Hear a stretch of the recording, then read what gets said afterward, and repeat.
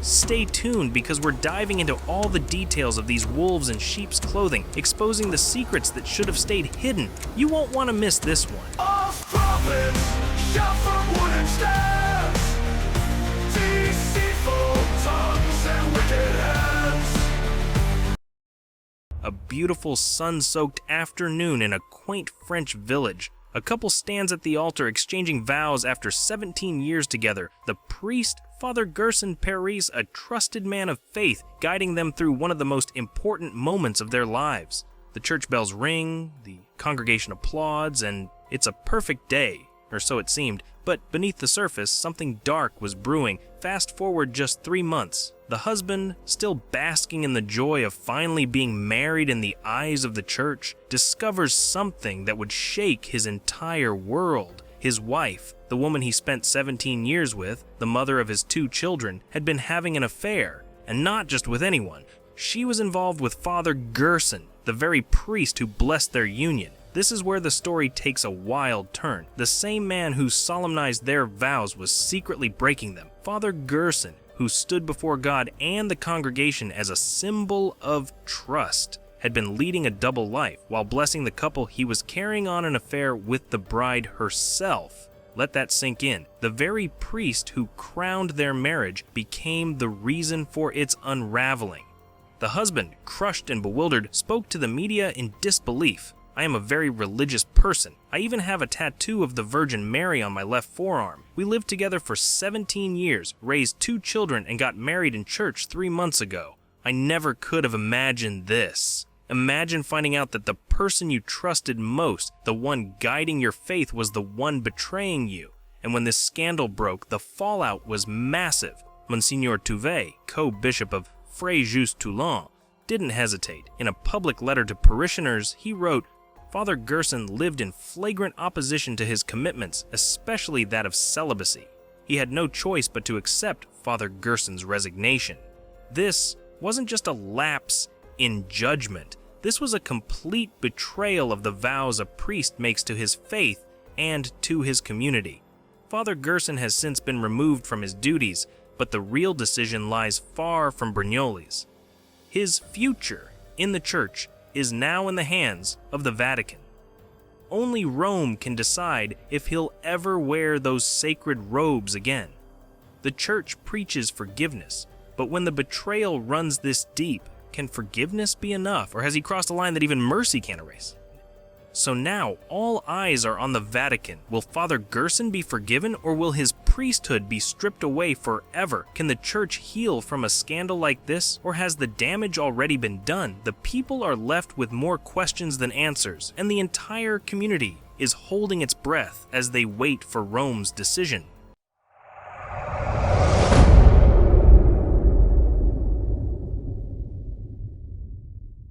Meet Reverend Victor Hugo Montiel, a man once revered as a pillar of the Cristo Rey parish.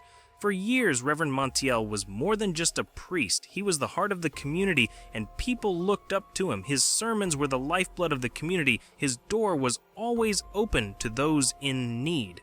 But beneath the sacred robes and saintly facade, a hidden turmoil was about to erupt.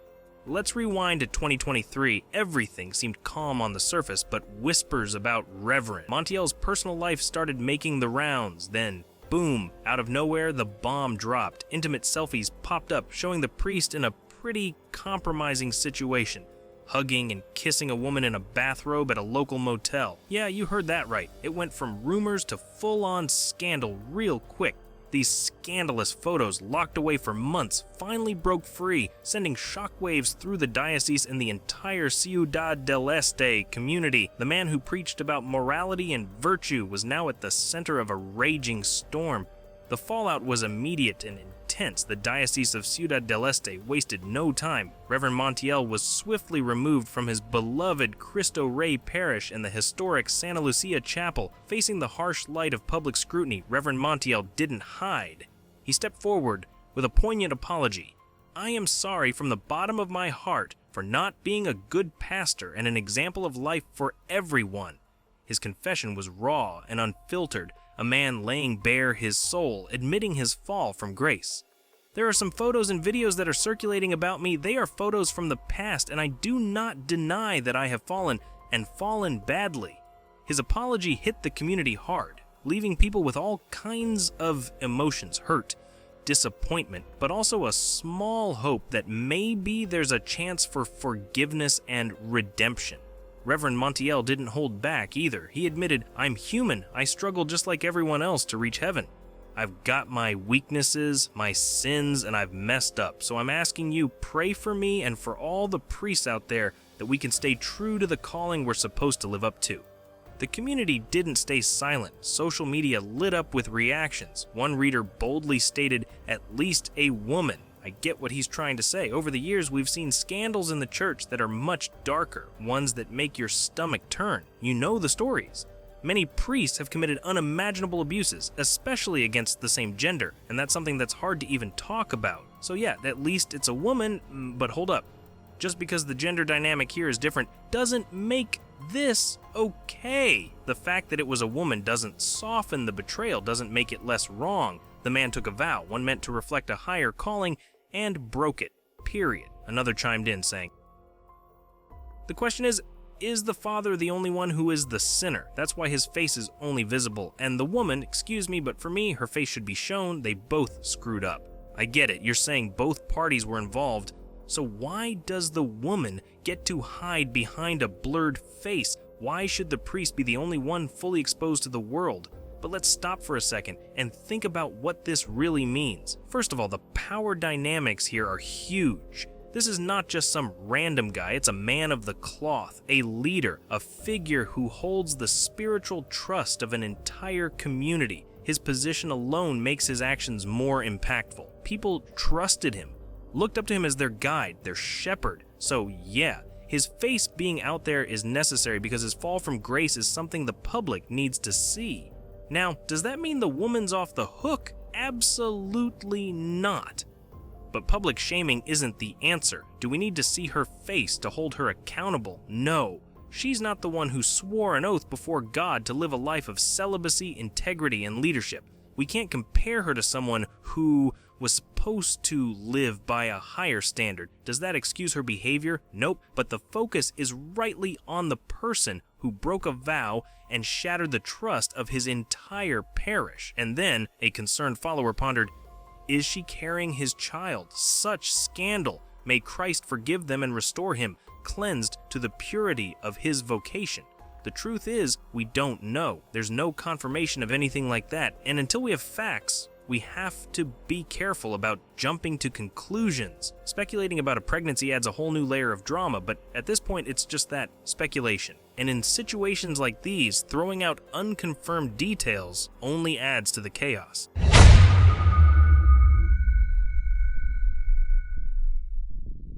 Gabriel Mills, a name that once resonated with respect at the Journey Church in Kenosha, Wisconsin, has now become the center of one of the most jaw-dropping scandals the church has ever seen.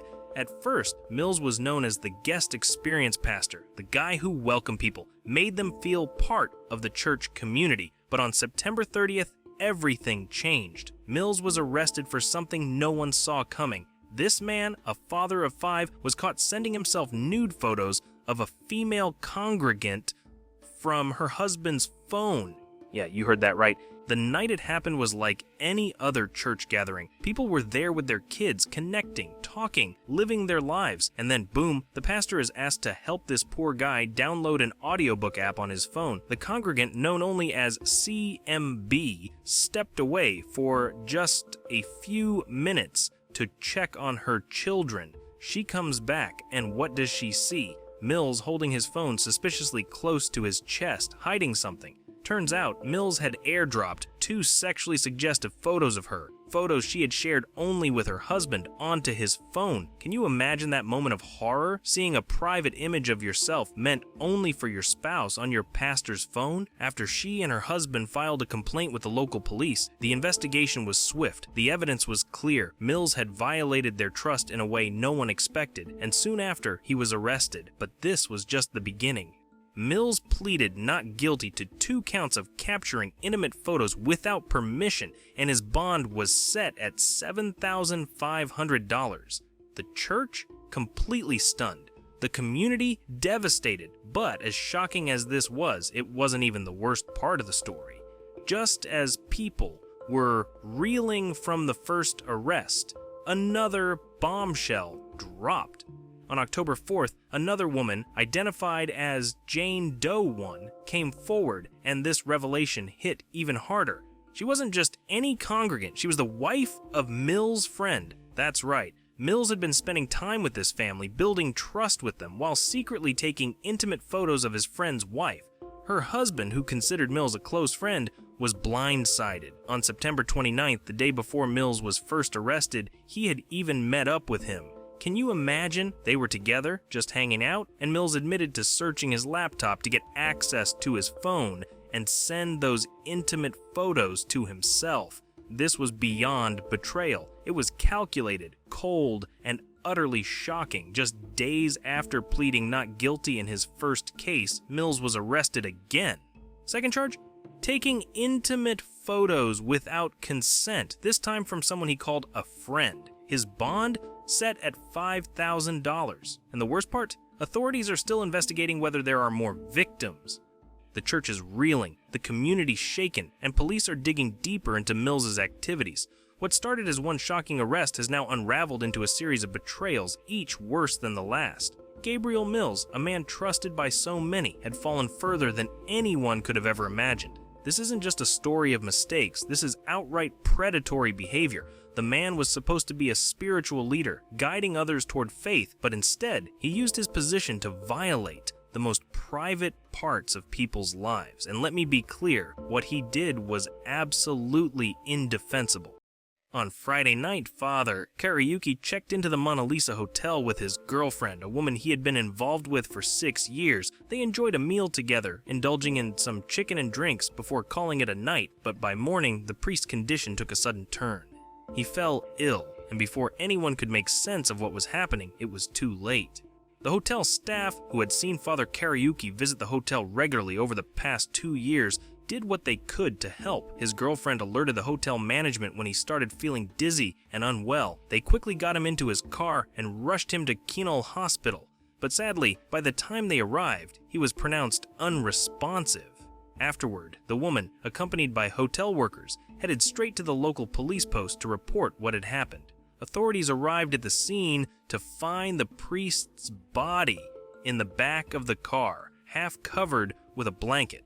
This incident has left many in the community shaken. Father Kariuki wasn't just a priest, he was also a farmer and worked closely with his girlfriend at his workplace in Rue. The news of Father Joseph Kariuki's tragic end in a hotel room alongside his long-term companion has sparked a wildfire of reactions online, and trust me, people aren't holding back. Let's dive into some of the most talked about comments on this scandal. Eldorado groups didn't mince words, saying, "It's time Catholic to allowing fathers to be getting married." Now this is a hot topic that always comes up when scandals like this break. Some folks feel like the celibacy rule is outdated, arguing that maybe if priests were allowed to marry, situations like this wouldn't happen. But here's the thing, being a priest means you're accepting a higher calling, and with that comes certain sacrifices. So while I get the argument, this isn't just about marriage, it's about vows, promises, and integrity. Now this next comment really shook me. Benny Chinonso said, "This might just be the result of breaking his personal covenant with God, that any day he meets with a lady, let God take his life." I can't say for sure if that's the case, but let's be real. He'd been dating this lady for 6 years. 6 years. So if there was some kind of personal vow or covenant at play here, well, it seems like this was a long time coming. And you know what they say, right? There's always a day when the cup runs over. Cute Hefsalite says, "My judgment will begin from my house. The sifting has begun. More false prophets will be exposed." Could this be the start of a larger reckoning in the church? Only time will tell. Meet Travis Clark, a man who was supposed to be a spiritual guide, but on September 30th, this priest wasn't delivering sermons. Oh no, he was clapping not one, but 2 women on the sacred altar of his church. It's a quiet night in a small Louisiana town. The church should be dark, locked up for the evening, but as one local strolled down the street, something catches the person's eye. The lights are on at the church. It's well past hours, so naturally curiosity takes over. The person walked closer. Peering through the window, the person saw something straight out of a nightmare. Instead of finding a priest deep in prayer or preparing for the next day's service, they stumbled upon the unimaginable. There, on the altar, stood Reverend Travis Clark, clapping two women dressed in corsets and high heels right where Holy Communion should be offered. Can you even imagine the disbelief in that moment? A space meant for prayer and worship turned into something unholy. The lights, the setup, it wasn't by accident. This was full-on filming. The women even had a cell phone on a tripod to capture the whole thing. You can't make this stuff up. They had props, lights, the whole setup cameras, and everything you'd expect from a, well, you know what kind of production I'm talking about, all happening right under those stained glass windows in a place meant for worship. Mindy Dixon, one of the women involved, had posted about her plans on social media before the event. She bragged that she was traveling to the New Orleans area to defile a house of God. The passersby who stumbled upon this spectacle didn't hesitate. They called the authorities, and soon enough Clark, Dixon, and Chung were all arrested on charges of obscenity. Clark, who had been ordained back in 2013, was suspended from the archdiocese, and his future as a priest was destroyed. Talk about a fall from grace, but that's not all. When the church was defiled like this, the space had to be cleansed. The Archbishop himself, Gregory Amond, came to the church to perform a ritual, restoring the sanctity of the altar. And to drive the point home, the desecrated altar was burned afterward. As for Clark, he's out on a $25,000 bond, but make no mistake, he's facing some serious charges, and Dixon and Cheng, they're facing the same fate. Each of them could spend up to 3 years behind bars for obscenity. This isn't just about one crazy night. This is a story of deep betrayal. A man who was trusted by his community, who led his congregation in prayer, was caught clapping two women right where people came to seek faith. The altar, the most sacred part of the church, turned into a stage for his, well, you get the idea, and let's not forget the impact on the congregation. After this, how do you trust again? How do you walk into a place of worship knowing what happened right there? This isn't just a scandal, it's a violation of everything that the church stood for. False prophets shout from wooden steps.